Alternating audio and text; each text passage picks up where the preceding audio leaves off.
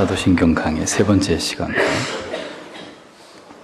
이는 성령으로 잉태하사 동정녀 마리아에게 나시고 라는 제목으로 하나님 말씀을 전하겠습니다. 콘스탄틴 황제가 개종을 선언하고 인류 역사상 가장 위대한 제국이었던 헬레니즘의 탄생지인 로마가 기독교의 복음 앞에 무릎을 꿇고 AD 313년에 기독교를 공식적으로 받아들이고 난 이후에 기독교에 대한 대대적인 박해가 이제 관용으로 급선회하게 되자 언제나 그렇듯이 기독교는 그 평화의 대가를 혹독하게 치르게 됩니다. 교회와 성도는 빠르게 세속화되고 이단들이 우후죽순처럼 일어나기 시작했습니다. 이때 알렉산드리아의 감독이었던 아타나시우스는 예수 그리스도의 신성을 부정하고 삼위일체를 거부했던 아리우스와 맞서서 기독론과 삼위일체론을 변증해내게 됩니다. 이에 대한 확고한 입장을 정리해서 AD 325년 니케아 회의에서는 가장 최초의 신앙 고백서라고 할 수 있는 니케아 신경이 만들어지게 됩니다. 근데 그보다 더 앞서서 사도적 교부 ig나티우스는 그리스도의 인격과 인성을 부정하는 성경에서도 이단으로 나타나고 있는 영지주의에 대항해서 역시 나름대로의 신앙 고백서를 만들어서 AD 107년경 무렵에 이 신앙 고백서를 사용했던 역사의 기록이 있습니다. 50년 이후에는 이 ig나티우스의 신앙 고백을 기초로 해서 더 발전된 신앙 고백서가 만들어지게 되는데 이것이 바로 오늘날 우리가 고백하고 있는 신앙 고백의 전신이 되는 것입니다. 아주 간략한 고백입니다만 삼위일체에 대한 핵심적인 고백이 포함되어 있는 그런 내용이었습니다. 나는 만유의 주권자 성부 하나님과 우리 구주 예수 그리스도와 보혜사 성령과 거룩한 교회와 죄의 용서를 믿나이다. 이런 내용이었습니다. 그리고 이제 우리가 고백하고 있는 이 신앙 고백의 내용은 그 이후 AD 700년이 지나서야 이제 오늘 우리가 고백하고 있는 이 신앙 고백서의 내용이 탄생하게 된 것이죠. 주는 그리스도시요 살아계신 하나님의 아들이시니이다 라고 고백한 베드로의 신앙 고백 이후로 성경이 기록된 이후의 신앙 고백은 경건한 교회와 그리고 성도들에 의해서 그 핵심적인 내용은 변하지 않은 상태로 계속 이어져 오고 있었습니다. 위대한 하나님의 구원 계시에 대한 인간의 신앙 고백을 통한 이런 반응은 우리의 신앙의 순수성을 지키는 것이고 이단으로부터의 진리를 수호하는 가장 강력한 창이요 방패와 같은 그런 역할을 해왔던 것이라고 볼 수 있는 것입니다.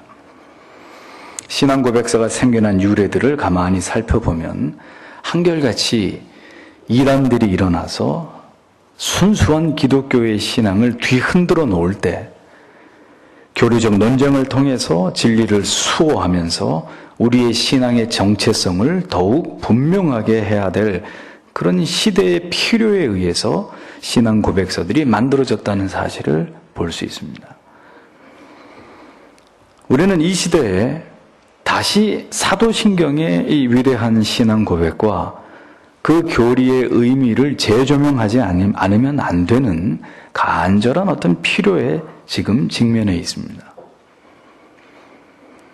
가톨릭에 맞서서 분리되어 나온 이 개혁파 정통주의의 신학과 교리와 신조와 위대한 기독교의 전통들이 하나씩 지금 무너지고 있고 정리한 진리의 참된 복음은 점점 교회 안에서 빠르게 소멸돼 가고 있습니다. 때를 맞추어 한국의 교회의 역사를 통틀어서 가장 강력한 이단들과 거짓 복음이 활개를 치고 있는 그런 시대의 한복판을 우리는 지금 살아가고 있습니다. 모든 것이 혼란스럽고 그래서 뿌리가 흔들리는 이런 상황까지 우리는 보게 됩니다. 그럴 때 우리에게 필요한 것이 무엇일까요? 다시 기본으로 돌아가는 것입니다. 신자에게 기본이 무엇입니까? 성경으로 돌아가는 거예요. 성경이 말씀하고 있지 않는 것들을 모두 다 버리는 것입니다. 그것이 개혁입니다. 그것만이 살 길입니다. 신앙에 대한 확고한 지식적인 이해와 그리고 깨달음으로 우리의 신앙을 더욱 확고히 하지 않으면 우리의 이 신앙도 시류에 휩쓸려서 잃어버리게 되거나 우리의 신앙조차도 파산할 위험이 있다는 것을 여러분들은 잊지 마셔야 합니다. 이 같은 시대의 요구 때문에 우리는 이 사도신경의 신앙 고백의 의미를 다시 깊이 우리의 영혼에 각인하는 이런 작업을 우리가 계속해 나가고 있는 것입니다. 하나님의 아들이시며 삼위 가운데 2위의 위격을 가지신 구속자, 성자 예수 그리스도에 대한 신앙의 고백을 우리가 하나님 앞에 드리면서 이어서 예수 그리스도에 대한 구체적인 신앙의 내용이 무엇인지에 대한 고백을 사도신경은 이어가고 있습니다. 성자 예수 그리스도에 관해서 우리는 무엇을 믿는다는 것인지에 대한 그 첫 번째가 바로 그리스도께서 성령으로 말미암아 동정녀 마리아에게 잉태되셔서 이 땅에 오셨다는 것, 그것을 믿는다는 것입니다. 예수 그리스도께서 여인의 몸에서 나실 것이라는 사실은 이미 구약 성경 전체에서 줄기차게 예언되어져 왔던 그런 말씀입니다. 그럼에도 불구하고 아직도 현재까지 이스라엘의 유대주의자들은 메시아의 출현을 부정하고 있습니다. 메시아는 아직 오지 않았다 이렇게 주장을 합니다. 그들은 반드시 믿어야 될 구세주를 아직도 부정하고 있는 거예요. 신앙의 대상이 잘못되면 그 신앙 자체가 잘못될 수 있다는 것을 기억하십시오. 여러분들의 구원관 자체가 잘못되면 여러분들의 구원 자체가 잘못될 수 있다는 것을 잊어서는 안 됩니다. 여러분들의 신앙의 대상이 우상이나 미신으로 둔갑해버리는 이런 일들이 일어나는 것입니다. 신앙이 아니라 신념이 되어버릴 수 있는 이런 위험성들이 생길 수 있다는 겁니다. 우리는 우리가 믿고 있는 것이 무엇인지를 날마다 더 확실하게 해야만 합니다. 우리가 진리는 과연 무엇이며 우리가 믿고 있는 그 대상에 대해서 우리가 도대체 무엇을 알고 있는지를 정확하게 알아야 된다는 거예요. 진리에 대한 막연한 태도가 막연한 신앙과 막연한 삶을 살아가게 하는 것이고 또 그런 진리에 대한 막연한 태도가 우리의 구원을 막연한 구원, 막연한 내세, 그리고 결국 막연한 죽음을 불러오게 된다는 거예요. 예수 그리스도께서는 누구이시며 그의 이 땅에서의 출생과 그리고 성장과 그리고 그의 공생애와 십자가의 순환과 그의 죽으심과 그의 부활과 그리고 재림에 대해서 성도는 분명하고 확고한 지식을 바탕으로 나의 구속주에 대한 확고한 믿음과 그리고 간절한 사랑과 그리고 잊을 수 없는 그 사랑에 대한 감사의 마음을 자신의 영혼과 가슴에 깊이 새기고 살아가는 그런 자들이라는 것을 잊어서는 안 돼요. 그 사람이 성도예요. 그 사람만이 신자입니다. 그리스도에 대한 믿음의 내용 가운데 우리가 기억해야 할 것은 바로 예수 그리스도께서는 성령으로 말미암아 동정녀 마리아의 몸에 잉태되셨다는 점입니다. 말씀이 육신이 되신 방법이 이렇습니다. 예수 그리스도께서는 여자의 몸에서 잉태되셨지만 육체적인 결합이나 일반적인 인간의 수태의 방법으로 잉태되지 않으셨고 오히려 성령의 역사로 인해서 자연의 어떤 법칙을 초월해서 천우의 몸의 잉태가 되셨습니다. 성령의 독자적인 능력으로 불가시적이고 그리고 직접적인 방법으로 그분은 잉태가 되신 것입니다. 이것은 과학으로 증명되거나 입증될 수 있는 그런 문제가 아니고 이것은 신비한 일입니다. 누구도 의심하거나 부정할 수 없는 하나님께서 행하신 놀라운 능력이란 말이죠. 성령으로 말미암아 동정녀에게서 그리스도가 나심은 그리스도의 신성과 인성을 설명함에 있어서 아주 결정적인 교리적 단서를 제공해 주는 그런 사건입니다. 인간의 죄를 대속하시기 위해서는 죄 없으신 인간의 희생이 요구되었습니다. 그러니 오직 하나님의 아들 예수 그리스도께서 친히 인간이 되심의 방법이 아니고서는 죄를 속량하시고 하나님과 인간과의 평화를 회복하기 위한 이 하나님의 공의의 조건을 충족시킬 수 있는 그 어떤 대안도 이 세상에는 존재하지 않았습니다. 그래서 성자 그리스도께서는 여인의 몸을 통해서 인성을 가지신 완전한 인간으로 태어나실 수밖에 없으셨던 겁니다. 또한 그리스도께서는 신적인 어떤 능력과 권세를 가지고 모든 인류의 죄를 단번에 그리고 영원히 대속하시고 그리고 죽으신 다음에 사망의 음부의 권세를 이기고 다시 부활하셔야만 했기에 그분에게 필요한 것은 또한 신성이셨습니다. 이로 인해서 그리스도는 완전한 인성과 신성을 가지시고 이 땅에 태어나시게 되신 것입니다. 예수 그리스도의 성육신은 인간을 죄로부터 구원하시기 위한 성부 하나님의 완벽하신 계획하심과 그리고 그리스도의 순종하심과 그리고 이것을 진행하신 성령 하나님으로 말미암아 이루어진 가장 위대한 구속의 사건이었습니다. 하나님 자신이 하나님의 아들을 이 땅에 보내시기 위해서 그분이 스스로 정하신 방법이셨습니다. 누구도 이것에 대해서 의심을 한다든지 불신을 한다면 그 사람은 하나님의 자녀일 수 없는 거예요. 하나님께서는 아기를 가질 수 없는 여인을 임신케 하시고 남자의 도움 없이도 처녀를 잉태케 하실 수 있는 전능하신 하나님이십니다. 성경의 진리는 이같이 믿을 수 없는 일들을 도저히 인간의 이성으로는 믿을 수 없는 그런 일들을 하나님이 주시는 구원의 주권적인 선물로서의 믿음이 아니고서는 그 누구도 진리를 쉽게 믿을 수 없도록 그렇게 짜여져 있습니다. 하나님이 그렇게 섭리하셨습니다. 그렇기 때문에 언제든 여러분이 감사해야 될 사실은 이 모든 진리가 믿어진다는 거예요. 그것은 여러분들이 노력을 했기 때문이 아닙니다. 믿어지게 해주세요. 제발 믿어지게 해주세요. 노력을 했기 때문이 아니라 그렇게 이 모든 진리가 그대로 여러분들의 마음속에 믿어지도록 하나님께서 여러분에게 믿음을 주셨기 때문이라는 것을 잊지 말아야 되는 거예요.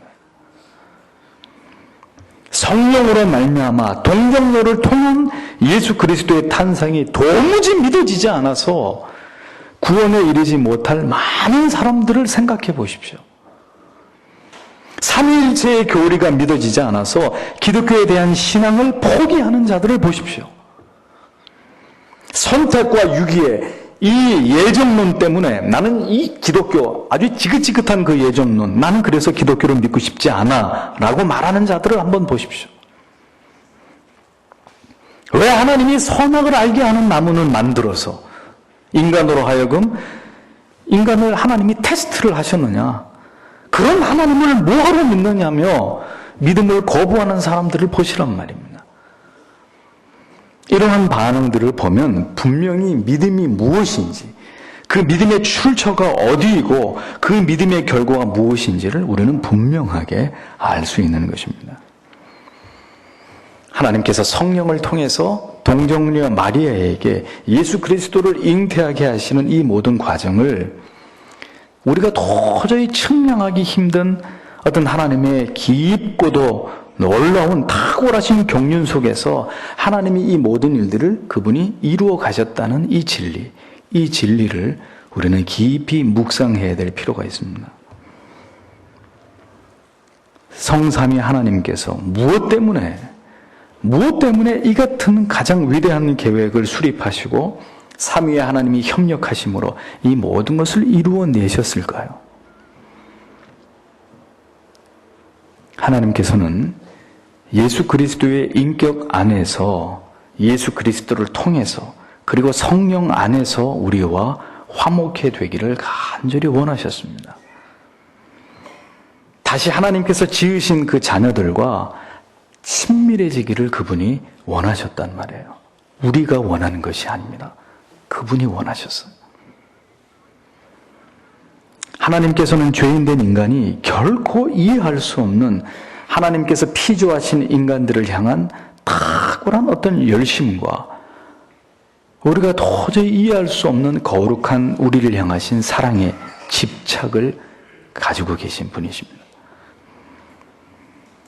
그것은 하나님의 자녀인 우리와 그분이 영원한 연합과 평화를 누리기를 원하시는 하나님 스스로의 열심이란 말이에요.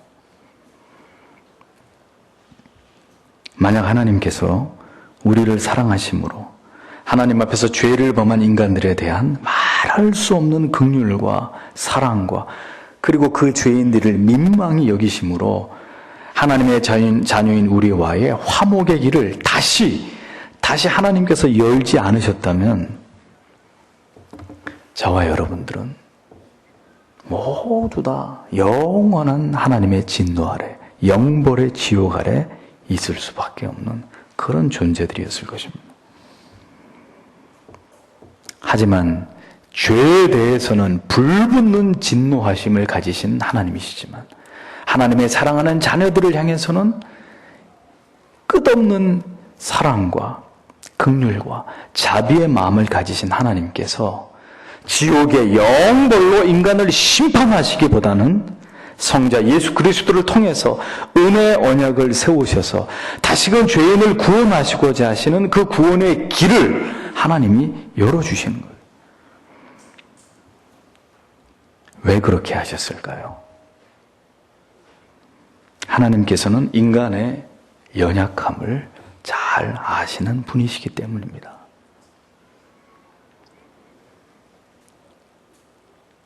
우리는 하나님의 이러한 자비와 긍휼을 그리고 예수 그리스도를 통한 이 모든 구속의 사건들을 대할 때마다 왜 하나님께서는 인간이 딱 먹을 것을 아셨음에도 불구하고 선악과 나무를 만들어 두셨는가를 가지고 어리석게 하나님을 향해 대항할 것이 아니라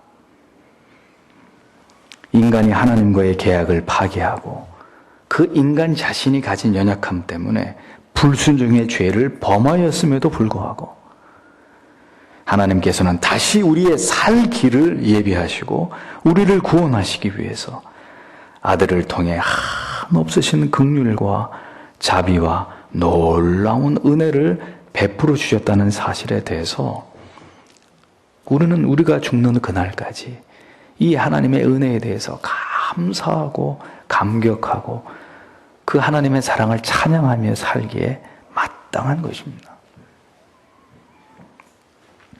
하나님의 놀라우신 은혜가 아니고서는 설명할 길이 없는 것이 바로 예수 그리스도의 성육신의 사건입니다.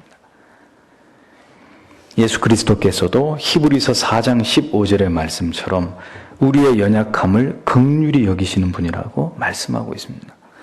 죄인들을 그냥 버려두시지 않으시는 하나님의 그 사랑과 자신의 자녀를 향한 그 불붙는 긍휼과 지옥의 영벌 아래로 추락해버린 우리를 다시 건져내어서 구원하시기로 작정하신 성삼위 하나님의 그 사랑이 성자 예수를 이 땅에 인간의 모습으로 태어나게 하신 위대한 섭리로 나타나신 것이라는 거죠. 성경은 처음부터 끝까지 이 죄인을 부르시는 하나님의 사랑의 이야기로 가득 차 있습니다. 하나님을 신앙하면서 이 위대한 진리의 의미를 정확하게 제대로 이해한 신자는 이 성경의 말씀 속에서 굽이쳐 흐르고 있는 하나님의 이 위대한 사랑의 거대한 물줄기를 볼 수 있어요. 사랑하는 하나님의 자녀들을 위한 하나님 아버지의 그 위대한 사랑의 집착이 이 위대한 구원의 계획을 만들어낸 원인이 된다는 것을 성경은 창세기부터 요한계시록까지 일관되게 이 진리를 우리에게 드러내고 있는 것입니다. 성도 여러분, 이렇게 우리를 위하시는 하나님께서 오늘 여러분의 어려움과 고통을 이해하시지 못할 것이라고 생각하십니까? 여러분들이 겪고 있는 오늘의 이 모든 괴로움과 슬픔과 절망을 우리 하나님께서 외면하실 것이라고 생각하십니까? 임마누엘의 하나님, 예수 그리스도를 통해서 오늘도 죄인의 곁으로 다가오고 싶어 하시는 그 하나님의 그 사랑과 그 열심이 이 땅에 공생애를 사시는 그리스도의 그 모든 시간 속에 점점이 새겨져 있다는 것을 여러분들은 기억하셔야 합니다. 죄인들과 함께 하시고자 했던 아버지의 마음, 아들이 돌아오기까지 언제나 기다리는 그 마음으로 모든 죄인들이 하나님의 아들 예수 그리스도를 구주로 믿고 다시 하나님의 품으로 돌아오기만을 기다리신 그 하나님의 마음이 바로 이 땅에 육신의 몸으로 하나님의 아들을 오게 하신 그 사랑이었던 것입니다. 하나님의 아들 예수 그리스도의 순종하심을 보십시오. 하나님의 아들이신 그분은 아버지의 뜻에 자원하셔서 순종하심으로 인간의 몸을 입고 이 세상에 오셨습니다. 낮고 천한 이 세상에 인간의 육신의 몸을 입으시고 그분이 오시기로 하시는 거예요. 그분은 왕으로 대접을 받고 섬김을 받으러 오신 것이 결코 아니었습니다. 여인의 몸에 잉태된 생명의 씨앗으로 오셨습니다. 왜 그런 과정을 그분이 겪어야만 하셨을까요? 하나님의 뜻이라면 굳이 그런 방법 말고 그냥 성인의 모습으로 이 세상에 오실 수 있었을 것입니다. 하나님이 못하실 수 있는 일이 뭐가 있습니까? 그냥 30살 즈음에 성인의 모습으로 이 세상에 오실 수도 있었습니다. 하지만 그리스도께서는 가장 연약한 인간의 그 생명의 근원적인 모습으로 이 세상에 오셨습니다. 왜 그렇게 하셨을까요? 우리는 이 진리 안에서 예수 그리스도의 지극히 자신을 낮추시는 것을, 그분의 겸손을 깊이 묵상하게 됩니다. 그 어느 누가, 이 하늘 아래 그 어느 누가 그리스도보다 여러분들을 위해서 자신을 더 낮추실 분이 존재할까요?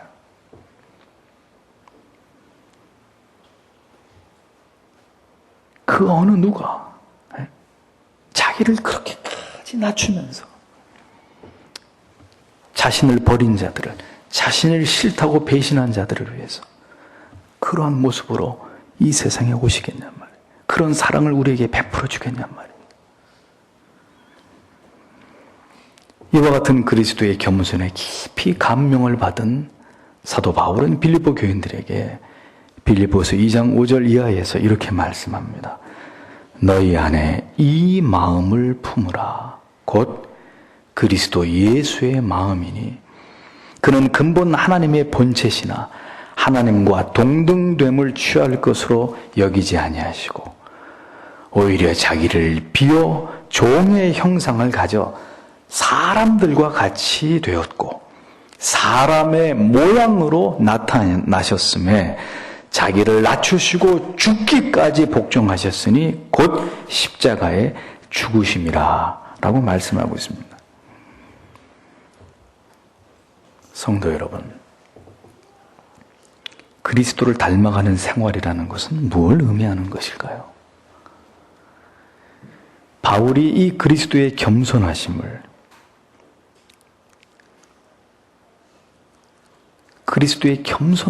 강조했듯이 결국 우리가 그리스도를 닮는다는 것은 그 그리스도의 겸손하심, 자기를 낮추심을 닮아가는 것입니다. 바울은 이 그리스도의 겸손을 설명하면서 종의 형체라는 단어와 사람의 모양같이 되었다, 사람의 모양이라는 단어를 사용했다는 것을 주의 깊게 보십시오. 그리스도께서는 왕의 형체, 그리고 신의 모양으로 이 땅에 오신 것이 아니었습니다. 외모조차도 우리가 흔히 예수님을 묘사한 그림에서 볼 수 있는 유러피안 스타일의 조각 같은 그런 외모가 아니셨고, 흠모할 만한 것이 아무것도 없는 아주 초라한 외모를 가지셨다고 이사야는 말하고 있습니다. 요한복음 8장 57절에 보면 유대인과 변론하시던 예수께서 유대인들이 예수에게 이렇게 말하는 대목이 나옵니다. 내가 아직 50도 안 되었는데 아브라함을 보았느냐? 라는 질문을 합니다. 30대 초반의 예수님에게 왜 지금 유대인들은 50대를 운운하고 있는 것일까요?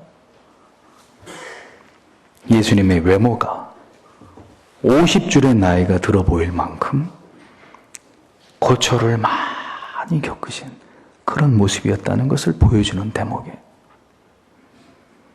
실제 나이보다 훨씬 더 나이가 들어 보일 만큼 그분은 고된 일상을 사셨음을 엿볼 수 있는 대목입니다. 한마디로 예수께서는 전혀 이 세상에서 우대를 받거나 존경을 받으시거나 높임을 받으시거나 혹은 인기를 얻기에 적합한 그런 외모가 아니셨고, 오히려 그런 것과는 전혀 상관없는, 결코 빼어나거나 탁월하지 않은, 매력적이지 않은 그런 조건과 외모를 택하셔서 이 세상에 오셨다는 것을 알 수 있습니다. 빌립보서 2장 7절에서 예수께서 그렇게 하신 이유가, 그렇게 하실 수 있었던 이유가 이것이라고 한 단어를 가지고 설명하는데, 성경에 오히려 자기를 비어라고 말씀하고 있습니다. 자기를 비어, 비어라고 번역된 헬라어 에케노센이라는 단어는 비우다, 헛되게 하다라는 의미로 문법에 맞게 정확하게 다시 번역을 하면 그가 비우셨다, 자기를 헛되게 하셨다, 자기 스스로를 무력하게 하셨다라는 의미가 됩니다. 자신을 완전하게 비우신 주님, 이 땅에 계시는 동안 자신을 위해서는 아무것도 채우신 것이 없으셨던 그런 메시아의 모습을 우리는 보게 되는 것입니다. 자신을 비우셨기 때문에 하늘의 보좌를 버리고 이 땅에 오실 수 있었습니다. 자신을 비우셨기 때문에 하나님께서는, 그분께서는 한 여인의 태 속으로 들어오실 수 있었습니다. 자신을 비우셨기에 왕들이 사는 왕궁에 황금빛 벨벳으로 치장을 한 침대에 그분이 오신 것이 아니라 말구유에, 그 낮고 천한 모습으로 말구유에 오실 수 있으셨다는 것이고, 자신을 비우셨기에 인간의 부모인 요셉과 마리아, 평범한 사람들을 택하셔서 그들을 통해 이 땅에 오신 것입니다. 자신을 비우셨기에 화려하거나 수려하지 않은 그런 외모와 그다지 편안하지 않은 이 땅에서의 모든 고된 삶을 묵묵히, 그분은 그 수고로운 인생을 묵묵히 그렇게 감당하실 수 있으셨던 겁니다. 자신을 온전히 비우신 삶, 이 세상 우주 만물의 주인이신 그분께서 그 모든 것을 누렸던 그 자리를 스스로 헛되게 하셨습니다. 우주를 통치하시던 주님께서 자기 자신을 스스로 무력하게 하셔서 여인의 태 속에 잉태된 아기의 모습을 취하셨습니다. 우주를 다스리던 그분의 권능의 손과 그 온 우주를 그리고 시간의 모든 과거와 현재와 미래를 운행하시던 그분의 발이, 그 손과 발이 아무런 힘도 저항도 할 수 없는 그런 가운데 순순히 로마의 병사들에 의해서 십자가에 못 박히신 거예요.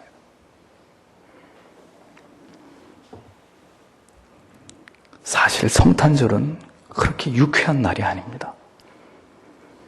그렇게 들뜨고 즐거워하면서 산타클로스가 성탄절의 주인공으로 둔갑을 하고 집집마다 화려한 성탄 트리를 만들고 서로 선물을 주고받으면서 맛있는 케이크를 먹고 이유 없이 들떠서 파티를 할 그럴 이유가 전혀 없는, 사실은 너무나 감격스럽고, 그러나 그렇게까지 자신을 무력하게 하시면서 이 땅에 태어나신 그리스도의 사랑을 기억하면서 눈물로 감사를 드려야 될 날이 바로 성탄절입니다. 신이 그 신의 위엄과 영광과 권세를 다 버리고 스스로 가장 무력한 모습을 택하셔서 그렇게 하나님의 아들이신 그분이 이 세상에 인간의 모습으로 오셨다는 겁니다. 사랑하는 여러분, 예수님의 생애를 깊이 들여다보면서 묵상할 때 그분의 삶에서 우리는 많은 진리를 깨닫게 됩니다. 그분이 무엇을 위해 사셨고, 그분이 어떻게 사셨고, 이 땅에 인간의 형상으로 오신 그 자체가 우리에게 어떠한 귀한 교훈이 되시는지를 우리는 깊이 진리의 말씀 안에서 그것을 깨닫고 이해해야 합니다. 그렇게 되지 않으면 이 땅에서의 신자라고 하는 우리의 삶은 정말 피상적이고 형식적이고 껍데기 같은 예수 그리스도와는 전혀 상관이 없는 그런 삶이 될 뿐이에요. 진리의 실체이신 그리스도의 생애를 성도 여러분 더 진지하게 묵상하십시오. 예수 그리스도의 생애를 묵상할 때 아무런 감격이 없는 사람은 아직 그리스도를 인격적으로 경험한 신자가 아닙니다. 아닙니다. 피상적인 신앙의 자리에서 벗어나서 진정으로 여러분들이 그리스도를 본받기를 원한다면 그분의 삶에서 성경에 묘사하고 있는 그리스도의 삶에 대한 진리의 말씀 안에서 진지하게 그리스도를 만나고 그를 새롭게 발견하는 은혜가 여러분들의 심령 가운데 있어야 되는 것입니다. 자신을 비우셨던 그리스도, 자신을 비우셨기에 그분께서는 인간의 모습으로 이 세상에 오실 수 있었다는 이 진리, 모든 것을 인내하고 참고 견디실 수 있었다는 그 그리스도의 정신, 우리가 그것을 그대로 우리 안에 새겨야 하는 것입니다. 우리가 그분의 자녀가 맞다면 오늘 우리 자신의 모습을 보십시오. 우리가 믿는다라고 고백하는 그리스도와 그리고 나의 삶과의 이 괴리를 보십시오. 우리는 잘 인내하고 있습니까? 우리는 잘 견디고 있습니까? 우리는 날마다 더욱 낮아지고 겸손해지기 위해서 우리는 노력하고 있습니까? 왜 분노가 일어날까요? 왜 우리의 마음에 평안이 없을까요? 왜 억울하다는 생각에서 벗어나지 못하는 것일까요? 왜 나의 처지와 상황에 대해서 늘 불평이 끊이지 않고 사람들이 나를 알아주지 않는다는 것 때문에 우리의 마음이 상하는 것일까요? 우리는 아직도 우리 자신으로 가득 채워져 있기 때문입니다. 우리 안에 우리가 믿고 있는 그리스도가 계시지 않기 때문이에요. 죄인들을 위해서, 아니 나의 죄를 위해서 자신을 버리신 그리스도를 따르면서도 우리는 아주 모순되게도 자신을 비우지 못하고 자신을 무력하게 하지 않고 오히려 내 자신을 더 유력한 사람으로 만들고 싶어 합니다. 더 강해져서 누구도 나를 무시하지 못하게 만들고자 하는 그 마음을, 그 완악한 마음을, 그 교만한 마음을 버리지 못하는 거예요.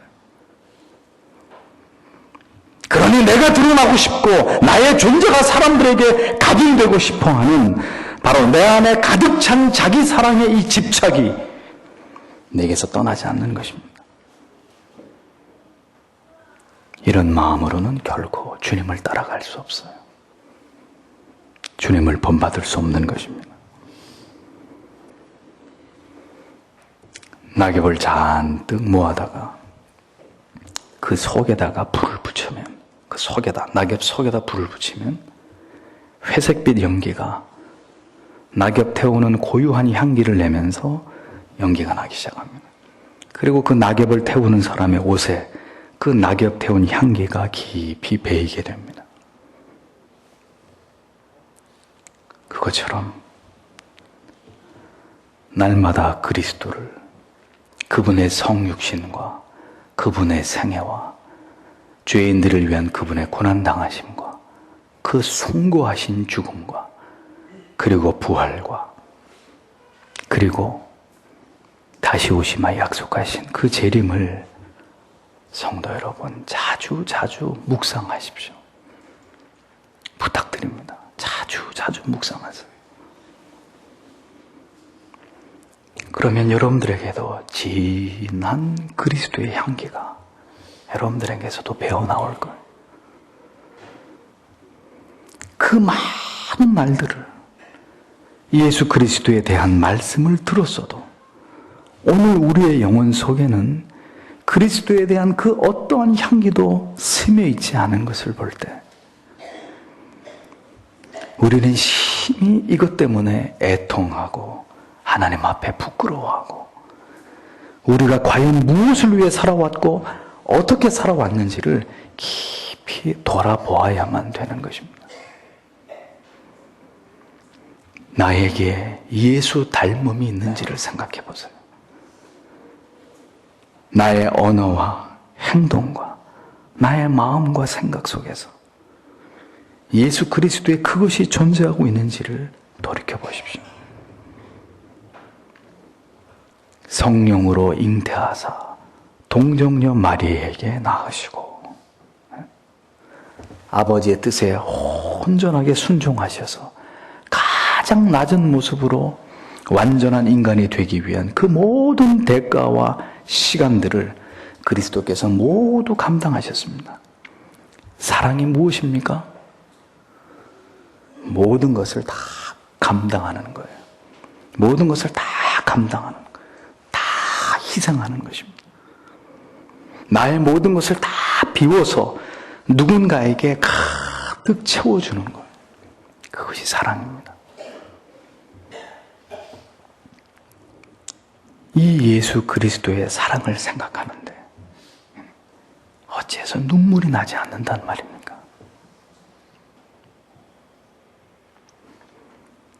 누구도 당신을 이같이 사랑한 이가 없고 앞으로 그 누구도 그렇게 당신을 사랑해 줄 리가 없을 텐데도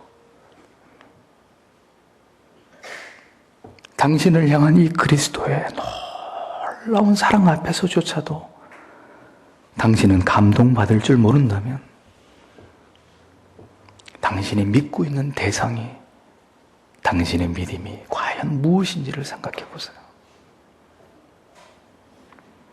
그리고 더 늦기 전에 그 예수 그리스도의 사랑에 감격하고 그 사랑에 감동하고 그 위대하신 사랑을 내 영혼에 가득 부어주시기를, 그 사랑을 선명하게 체험할 수 있게 해주시기를 간절히 그리고 정직하게 기도하세요. 기도하세요. 예수를 40년을 믿었어도 그런 체험이 당신에게 없다면 정직하게 기도하세요. 있는 척하지 마시고. 나를 얼마나 사랑하는지 모르는데 어떻게 그 사람을 사랑할 수 있습니까? 그 사랑을 알 수 없는데 어떻게 그를 사랑할 수 있습니까? 사랑하지도 않는 대상을 어떻게 깊이 신뢰할 수 있습니까? 믿지 않으면서 어떻게 믿는다고 번번이 고백할 수 있습니까? 무엇인가 한참 잘못되어 있는 거예요. 이렇게 그냥 세월만 흘려보내는 것은 결코 하나님께서 기뻐하실 일이 아닙니다. 습관을 따라서 예배 때마다 사도신경을 암송하는 것, 이제 그만 심각하게 이것에 대해서 생각해 봐야 돼요. 우리는 신앙을 고백하는 것입니다. 천국 가는 주문을 외우고 있는 것이 아닙니다. 우리의 신앙, 고백하지 않고는 견딜 수 없는, 우리가 믿고 있는 그 대상에 대한 아주 명백하고 분명한 고백을 우리는 하나님 앞에 드리고 있는 거예요. 사랑하는 성도 여러분, 부디 고백하십시오. 앵무새처럼 반복해서 습관처럼 사도신경의 주문을 외우는 자들이 되지 마시고, 가장 진실하고 정직하게 당신이 경험한 그 사랑을, 그 눈물겨우신 나를 향하신 그 은혜를 고백하지 않고는 견딜 수 없는 마음으로 우리의 신앙을 고백해 나가야 됩니다. 그것이 바로 우리의 신앙의 고백입니다. 우리가 믿는 성부, 성자, 성령, 그 하나님에 대한 가장 진실된 고백입니다. 그래서 여러분들의 고백에는 떨림이 있어야 합니다. 사도신경을 쭉 그냥 한숨에 외워나가는 그런 고백 말고, 때로는 사도신경을 시작하면서 그 고백 속에 떨림이 있어야 되는 거예요. 때로는 흐느낌이 있어야 되고, 때로는 복받치는 감격이, 때로는 무한한 기쁨이, 그리고 가슴 가득한 소망이 우리의 살아있는 신앙의 고백 속에 담겨 있어야 되는 것입니다. 여러분들의 마음속에 그 사랑이 있습니까? 만약 그 사랑이 없다면, 그 사랑이 느껴지지 않는다면, 계속되는 이 사도신경의 강해 속에서 부디 하나님께서 크신 은혜와 긍휼을 베풀어 주셔서 이 말씀 속에서 깊이 그 주님을, 그 사랑을 만날 수 있게 해달라고 사모하세요.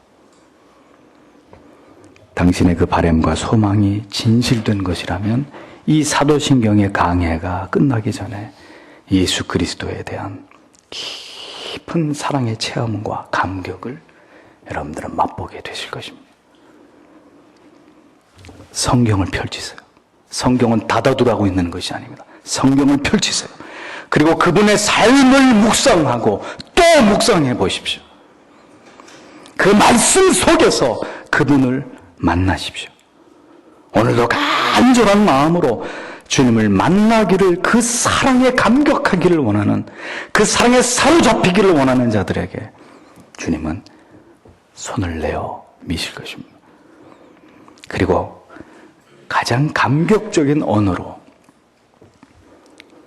전능하사 천지를 만드신 하나님 아버지를 내가 믿사오며 그 외아들 우리 구주 예수 그리스도를 믿사오니 이는 성령으로 잉태하사 동정녀 마리아에게 낳으시고 라고 주님을 고백할 수 있는 이 기쁨을 하나님께서 여러분들의 영혼 가운데 열어주시기를 간절히 기도하시는 여러분들이 되십시오.